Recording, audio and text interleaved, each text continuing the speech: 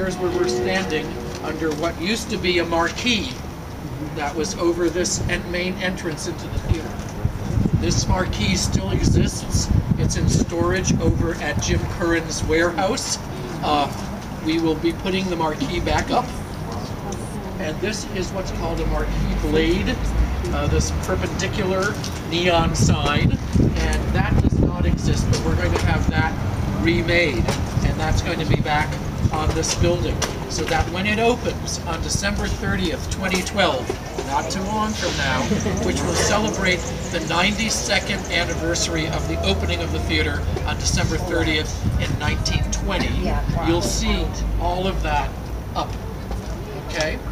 What's interesting is you can see above where it's this carving in here says Victory Theater, and if you look up, you can see the name Victory Theater carved in stone. It's a good thing it was in stone because it survived. And that brings up an important point.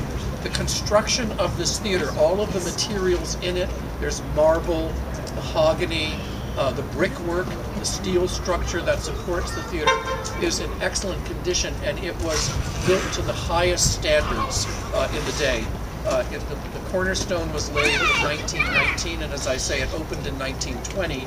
And this was the flagship theater of the Goldstein chain of theaters in western Massachusetts. The Goldstein chain was a chain like the Schubert's or the Poli chain, and they owned a theater in the Paramount Theater in Springfield, the Garden Theater in Greenfield, the Calvin Theater in Northampton, the Colonial Theater in Pittsfield, the Mohawk in North Adams. Was a very successful movie chain, but earlier it had been a live theater chain and a vaudeville chain. And the Goldstein brothers began their business in Holyoke with a Nickelodeon down on Main Street. And so they always retained an affection for Holyoke. They considered it their capital city, and they considered the Victory their flagship, their most important theater. It was thought of as a AAA destination for performers, and this building along the side with the murals, this was a commercial retail space. The big windows, or the boarded up windows there, were for 3 commercial stores. There was a furrier, travel agency, various stores throughout the years. The second floor had offices, there were lawyers, there was a man who taught guitar. The top floor, all those boarded up windows, was a series of what are called bed sitting rooms. They were little apartments which had a living room, a kitchenette, a bathroom, and the performers would stay in those rooms. At the end of the corridor, there's a staircase that went down behind into the backstage of the theater and down into the dressing room complex. So it was a very, very, very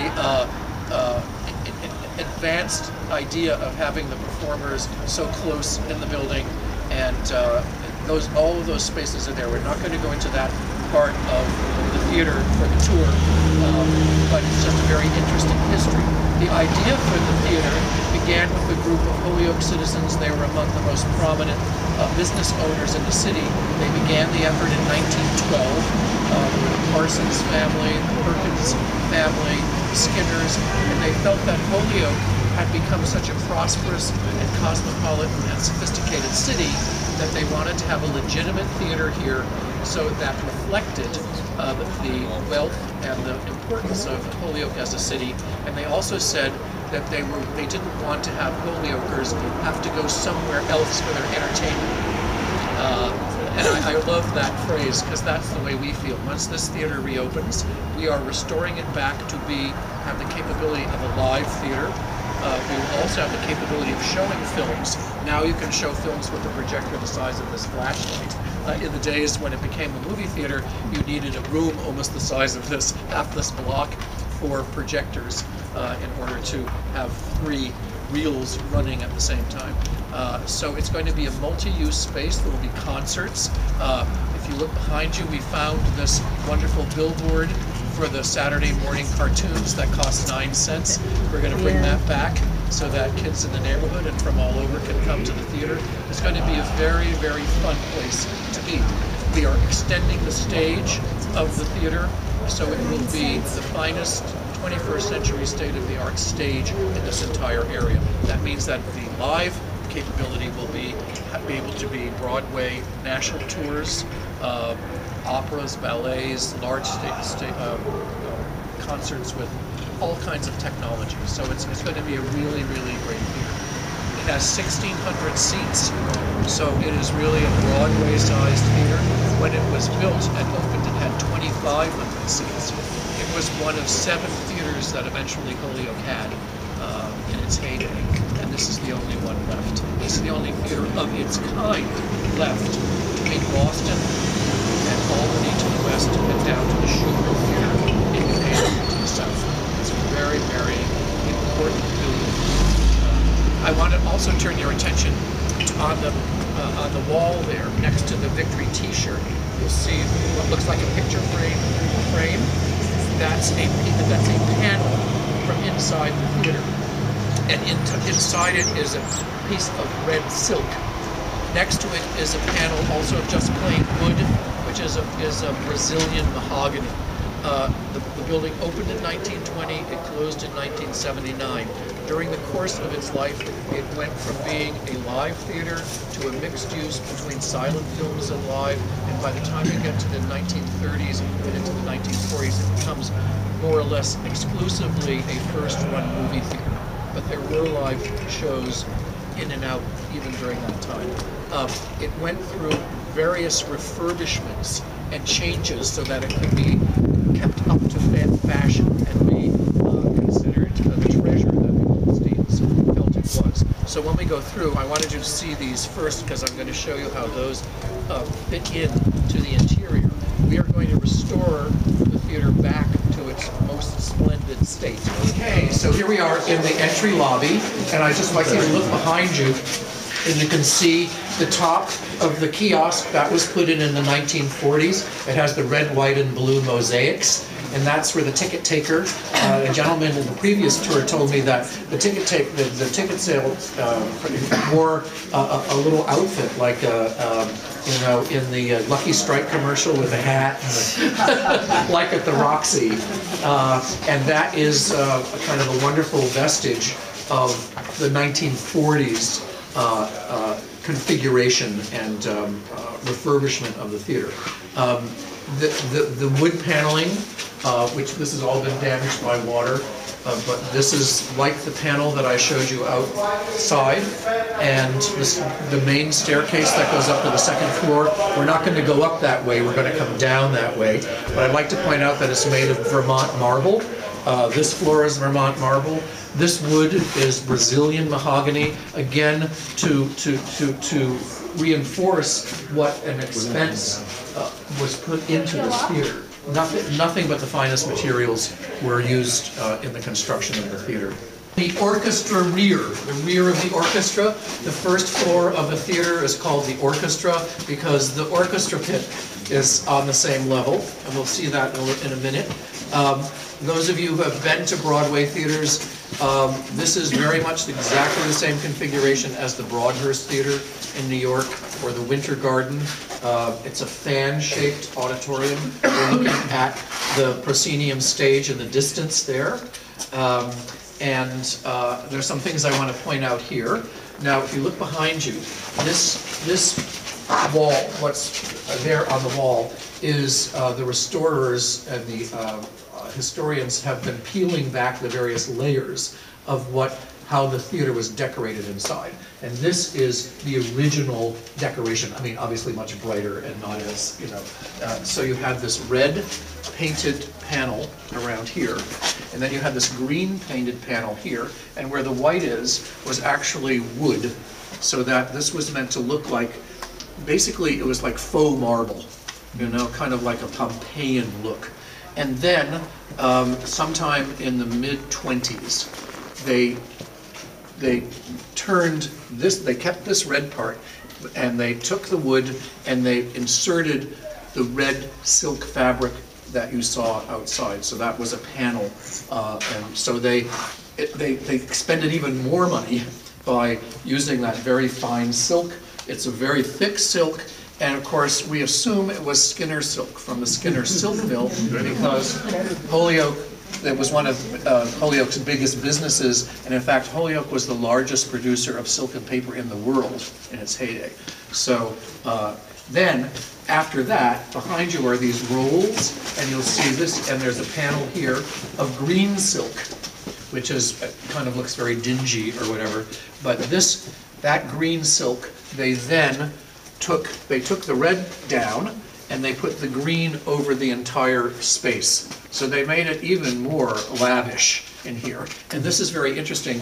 If you see the yellow fabric down there to your right, that's on the walls. That was what covered all the walls in the theater by the time you get to its closing in 1979. And when we started taking all that down, we found the silk behind it. And it's the same pattern silk.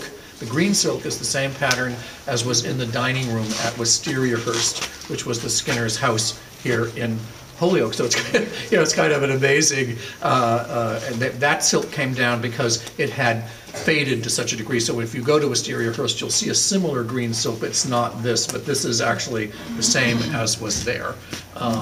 So it's again an example of how connected the whole city was in building this theater and having this theater. Another interesting, this oval part that's over here, which was originally open to the second floor in 1919. And in 1940, they closed it off. By that time, the theater had become primarily a movie theater, and obviously they didn't want the ambient light to come down, or kids with popcorn boxes popping popcorn on your head, okay, or spilling a Coca-Cola on you. So they closed it off, and they rimmed it with indirect lighting. Under that coving are hundreds of light bulbs in all different colors, so that when you put the lights on and off, before the show or during intermission or after the show, they could do a kind of a light show, really similar to, people have seen Wurlitzer organs, that kind of look, which was very popular in the 40s. Yeah. And we'll talk about that when we get upstairs. And I also want you to notice on the side walls that are now the white plaster were also covered with silk. That's all come down. We are restoring the silk or having it rewoven, however it works out to be the right thing. These doors these go out onto Chestnut Street. So if you went out these doors, you'd come out to like where the Holyoke Gas and Electric is. So it's very much like, if you've had the Broadway experience of being in one of those Broadway houses when the show's open, they open the doors and you're out on Schubert Alley or 44th Street.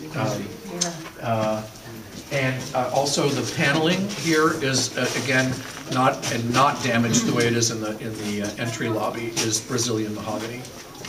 And the floorboards, the wainscoting or whatever, is Vermont marble. And the marble comes right out into the floor, and a carpet was indented in here. Now, if you haven't been in the theater before, many people, of course, have memories of the theater, coming here and seeing movies. But for those who haven't been in, the major response is they have no idea that this kind of thing is behind those doors. The size, the volume, the sheer scale of the theater is an amazing size. And as I say, it's a classic live theater. Now, I'm going to point out, this is what's called the proscenium arch, and this is painted in the gold and green. Those are the original paint colors. There's the Victory, the Eagle of Victory, and it celebrated the victory in World War I. And on either side, actually, let's look at this piece of fabric. That was the movie screen. That's the movie screen. That's the original movie screen. And behind it is the sound system, which is an artifact that we're keeping. It's amazing how many things are here. When they turned it into so-called a movie theater, they just put the screen over what had been a stage, a theater stage, and we pulled this out so you can see it to the left there. You see that wooden rack and has the vertical pins. Those are actually belaying pins, and the rack is wood. That is what tied off the stage rigging. The live theater, the rigging of the stage was rigged just like a sailing ship by the same craftspeople who rigged ships with hemp rope. Here's some of the rope. You can see it. We let that down, and they tied it off with the belaying pins. So it looks just like if you visited the Constitution in Boston, it's the same thing that they tied the sail ropes off on.